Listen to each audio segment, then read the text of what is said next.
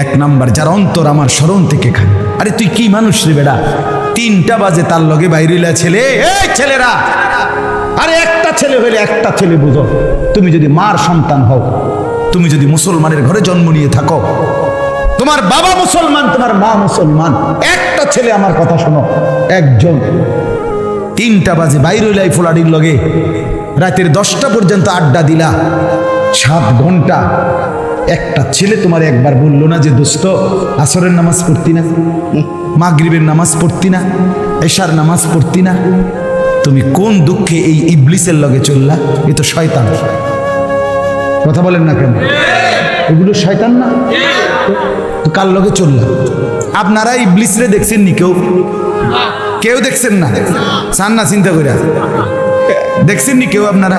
আমি দেখছি, হ্যাঁ, আমি অহরহ দেখি, আমি নিয়মিত দেখি। আপনারা ইবলিস দেখেন নাই? আমি অনেক দেখছি। কোরআনে আল্লাহ বলছে ইবলিস ইন্নাশ শাইতান, মানুষের প্রকাশ্য শত্রু, আদুব্বুম মুবিন। এখন যে কোনো হুজুরে জিজ্ঞাসা, কোরআনে আল্লাহ বারবার বলছে শয়তান কি শত্রু? প্রকাশ্য শত্রু। কি শত্রু কর না? তাহলে আল্লাহ বলতেছে শয়তান প্রকাশ্য শত্রু, তো আপনি দেখতেন না কেন?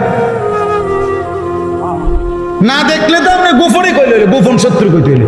বুঝেন নাই আপনি কথাটা? হ্যাঁ, বুঝা গেল। প্রত্যেকটা গুনাহ যেখানে সওয়ার হয়, যার উর্ফে সওয়ার হয়, তেই শয়তান। আপনি শয়তান দেখতেন না কেন? বুঝো নাই? যে তোমার এই মোবাইলে উলঙ্গ ছবি দেখানো শুরু করছে, মনে করলে শয়তান দেখছো না? এইটাই তো শয়তান, এইটাই তো শয়তান।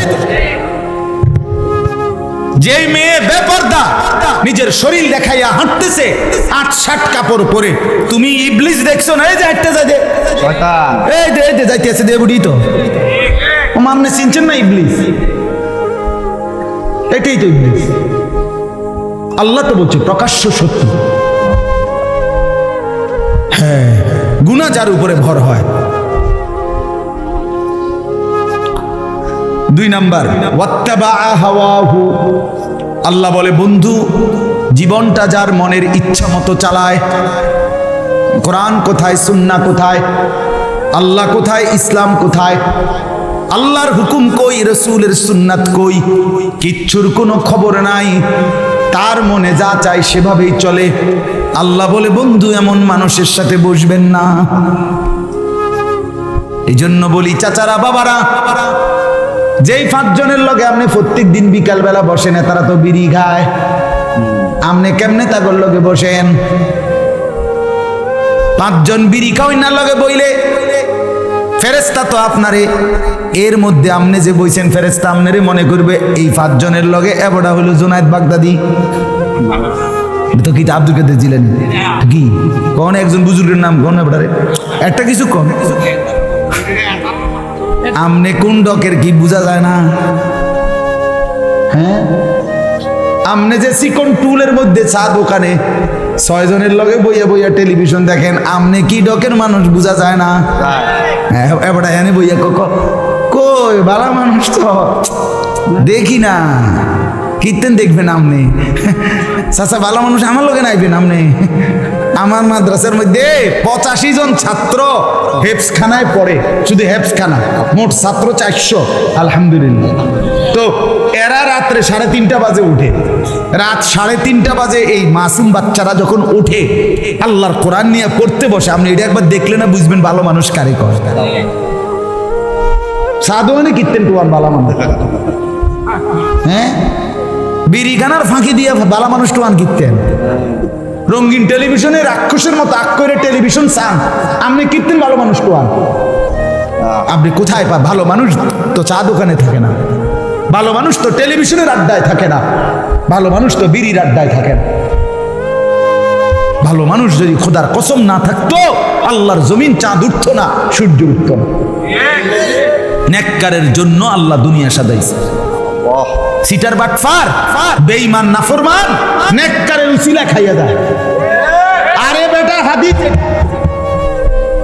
রাসূলুল্লাহ সাল্লাল্লাহু আলাইহি ওয়াসাল্লামের জামানায় 2 জন সাহাবী আর 2 ভাই, আমি নিজে এই হাদিস পড়াইছি। দুই ভাই, আপন দুই ভাই, একজন কামাই রোজগারি করে, আরেকজন নবীর কাছে হাদিস শিখে, সারাক্ষণ নবীজির কাছে ইলম শিখে আর কি। তো ওই ভাই একদিন আইসা নবীজির কাছে বলছে, ইয়া রাসূলুল্লাহ, তে একটা কাম করে না, হাদিস এটা, একটা কাজও করে না, সারাক্ষণ আপনার কাছে ইলমের জন্য পড়ে থাকে, হ্যাঁ, হাদিস শেখার জন্য, আমি একলা কষ্ট হয় আমার। আল্লাহ নবী সাল্লাল্লাহু আলাইহি সাল্লাম বলছেন, লাআল্লাকা তুরজাকু বিহি। সাহাবী শুনো, ওই বেটারে কইছে, বড় মিয়া রে, আল্লাহ পাক তার বরকতে তোমারে খাওয়ায়।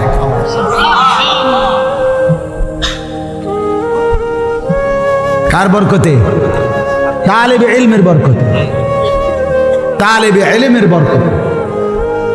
এই আল্লাহর কোরআন যারা মাদ্রাসায় ছেলেরা মেয়েরা পড়ে, খোদার কসম তাদের বরকতে আমরা বাকিরা খাই। আমার শায়েখ আল্লামা মুফতি মুশতাকুর নবী সাহেব বলে, এক রাত্রে শহরে বন্দরে যে জিনা ব্যভিচার মদ জুয়ার আড্ডা হয় বড় বড় শহরে, এক রাতেই গজব দিয়ে উল্টে এলাউনের কথা।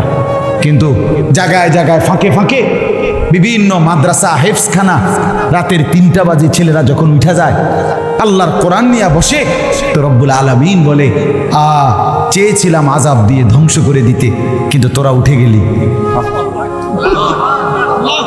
তোরা উঠে গেলি বান্দা, তোদের হাতে আমার কোরআন দেখে আমি কেমনে আযাব দিই। ঠিক আছে, যা তুলে নিল।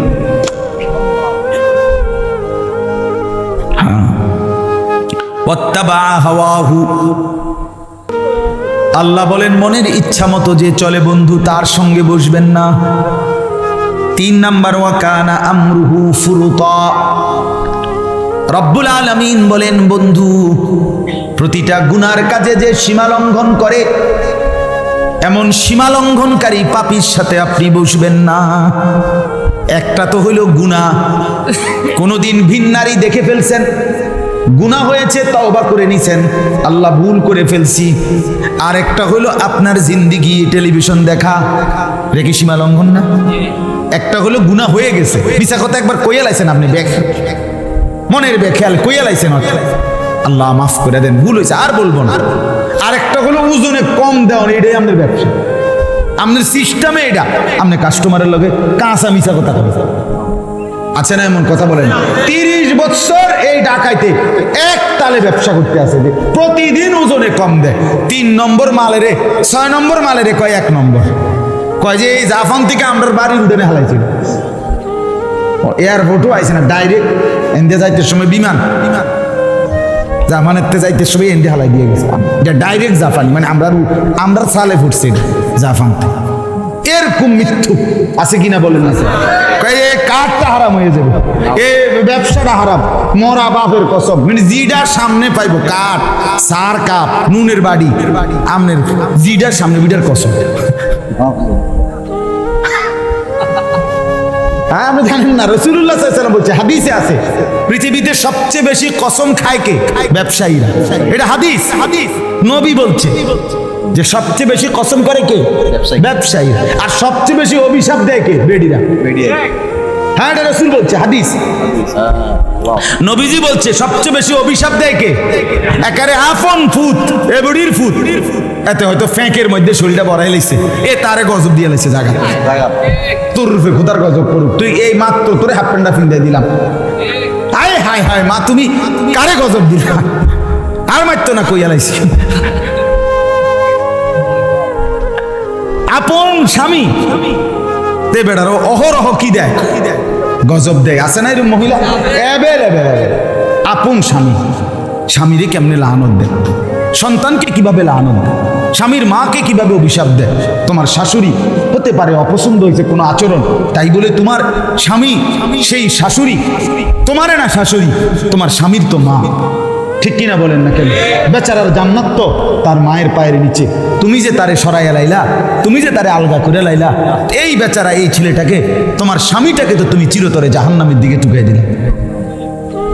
তোমার একটু সুখের লাগিয়া তুমি স্বামী বেচারারে শেষ করে দিলা, ওই ছেলেটার জীবন শেষ করে দিলা। মার অভিশাপে, বাবার অভিশাপে সন্তান জাহান্নামী হবে না? কথা বলেন না কেন? তখন জাহান্নাম থেকে বাঁচাবে স্ত্রী। তো মার অভিশাপ যখন পড়বে তো স্ত্রী বাঁচাই দিবে না? বাবার অভিশাপ যখন পড়বে তো স্ত্রী বাঁচাই দিবে না? খেয়াল করে ছেলেরা বাবার বলেন, হ্যাঁ স্ত্রীকে স্ত্রীর হক দেন, স্ত্রীকে স্ত্রীর প্রাপ্য দেন, স্ত্রীর উপরে জুলুম করবেন না। স্ত্রী জীবনের সঙ্গী, ভালোবাসার সঙ্গী, দয়া মায়ার সঙ্গী। স্ত্রী সে আপন, সে কলিজার টুকরাই, সে ভালোবাসার প্রিয়জন, সব ঠিক আছে, সব ঠিক আছে। স্ত্রীকে সর্বোচ্চ ভালোবাসা এটা কোনো গুনাহ না, কারণ এটা হালাল। কথা বলেন না কেন? কিন্তু তাই বলে মার উপরে জুলুম না, এটা না। বাবার উপরে জুলুম করবে না, না। স্ত্রীর হক স্ত্রীকে, মার হক মাকে। আহা কত পরিমাণ আজকে সন্তান 6 মাস লাগে না মা বাপ থেকে সন্তান স্ত্রীর প্ররোচনায় আলাদা আলাদা আলাদা। মা বোঝেন তো, সে তো আগে পড়ালেখা করছে, কাম কাজ শিখছে না, রাইতারে না এত বড় সংসার। বোঝেন তো মা, আমি আপনাকে ওদিকে খেয়াল রাখবো মা। হ্যাঁ বুধ নিজ্ঞাই শহরে কি সুন্দর আলা, কি সিহন কথা কইলেন আপনি। আমনে শুধু ভাত খান, আপনার মা চিরা খাইয়া বড় হয়েছে।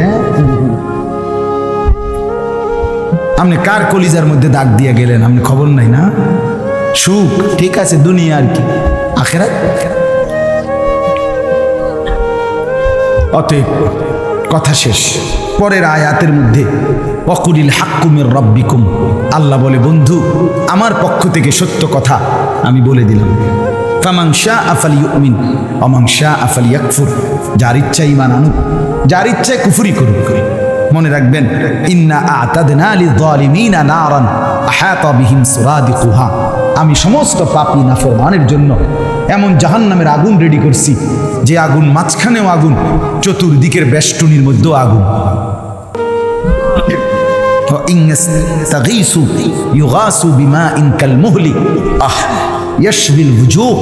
আল্লাহ বলে বান্দা বন্ধু বলে দেন, আমার সেই জাহান্নামে নাফরমান যখন জ্বলবে, প্রচন্ড তৃষ্ণার্ত হয়ে যখন পানি চাইবে, তা এতটা গরম পানি দেওয়া হবে, পানিটা মুখে লাগবার সাথে সাথেই পুরা চেহারাটা ঝলসে যাবে।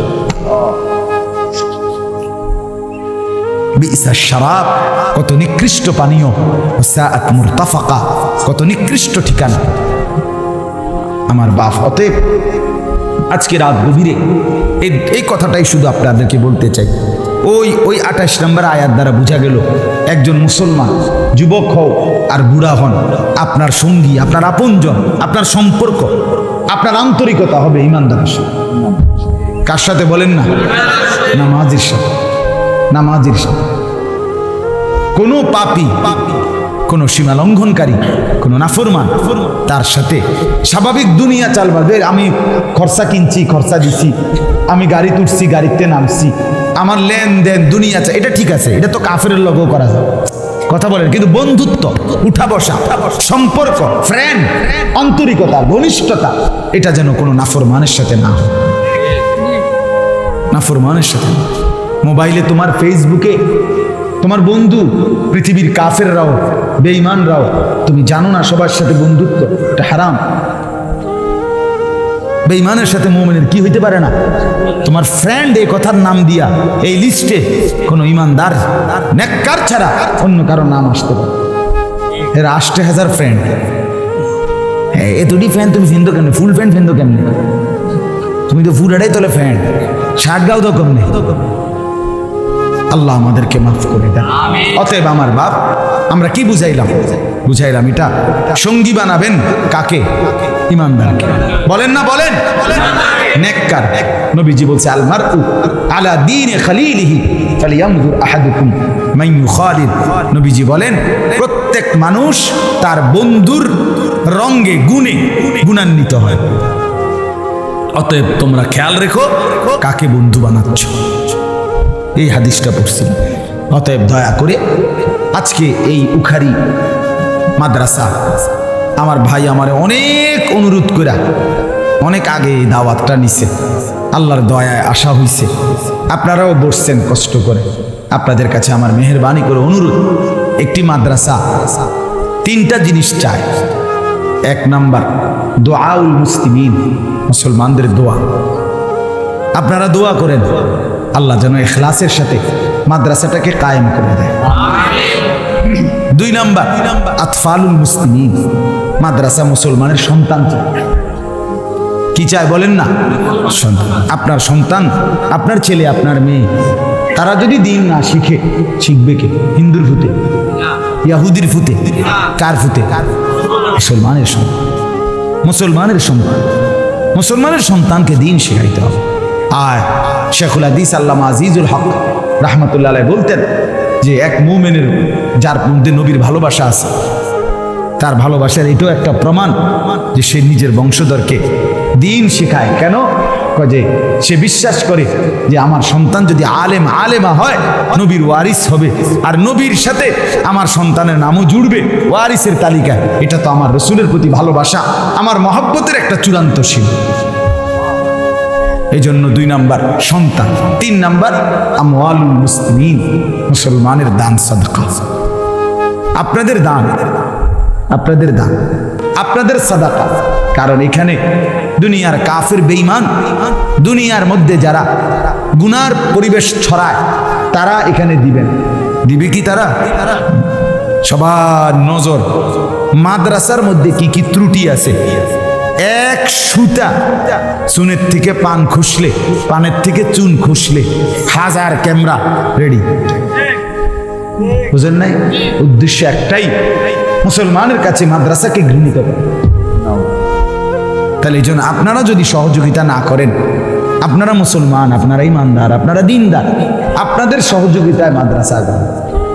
আপনাদের এই হালাল টাকার থেকে, উপার্জনের টাকার থেকে অল্প অল্প করে দেওয়া। বলেন, শুনেন কথাটা বুঝছেন? ছেলে মেয়ে বিবি বাচ্চার জন্য যে সংসার করছেন, এটার জন্য যা খরচ, এটা যেমন আপনি করছেন, আপনার আখিরাতের জন্য দান সাদাকা, এটা আপনারই জন্য। বিশ্বাস করে, এটা মাদ্রাসায় দিচ্ছেন, এটা আপনার গায়ে লাগবে। তা আমনের কামাই করা টাকা যে আমনের বিবি বাচ্চা খায়, এটাও তো আমনের গায়ে পড়ে না, তাদের জন্য ব্যয় হয়। তো ওইটা যেরকম সওয়াবের আশা, খোদার কসম দ্বীনের জন্য দেওয়া, এটাও সওয়াবের আশা। রাসূলুল্লাহ সাল্লাল্লাহু আলাইহি সাল্লাম আমাদেরকে উভয় ক্ষেত্রে উৎসাহিত করছে। বিবি বাচ্চার জন্য খরচ করো, আল্লাহর দ্বীনের জন্য খরচ করো। এই জন্য আপনাদের দান সাদকা করবেন। আজকে এখন এই শেষ 2টা মিনিট, আমি দিলেও শেষ, না দিলেও শেষ। 2 মিনিটে আর যদি কেউ বলেন, মৌলানা সাহেবের কাছে বলছিলেন, এখন আর বলবেন কিনা বা দিবেন কিনা নগদ, মেহেরবানি করে যদি একটু সহযোগিতা মাদ্রাসার জন্য করেন ভালো হবে। মাদ্রাসার কয়তলার জন্য ছাদ করবে? 2 তালা। সিমেন্টের বস্তা লাগবে। যদি মনে করেন 2 বস্তা, 5 বস্তা, 1 বস্তা সিমেন্ট দিবেন, তাও বলে। এই 2-4 মিনিট, আমি লম্বা কালেকশন করব না, এক্ষুনি দোয়া করছি। বলেন ইনশাআল্লাহ। বলবেন কিনা আর কেউ? না বললেও বললেন না আর কি। কিন্তু আমি মনে করি আপনারা ভালোবাসা বললে, সহযোগিতা করলে আপনাদের লাভ। যিনি দিবেন, আমার শায়েখ আল্লামা মুফতি মুশতাকুন নবী সাহেব বলে, আমার বহুদিন বলছে, মাওলানা আল্লাহর বান্দাদেরকে শোনাবেন, নিজেও করবেন, যেখানেই ভালো কাজ সেখানেই যেন আমার নাম, এটা যেন একটা জীবনের স্লোগান। প্রতিটা ভালো কাজে আমার নাম। কি লাভ হবে? হাসরের ময়দানে তখন নেকি দেখা খুশিতে আত্মহারা হয়ে যাবে, যে সুবহানাল্লাহ, কত জায়গার থেকে আমার নামে কত নেকি। বলেন ইনশাআল্লাহ। বলবেন আর কেউ? সিমেন্ট দিবেন, সিমেন্ট।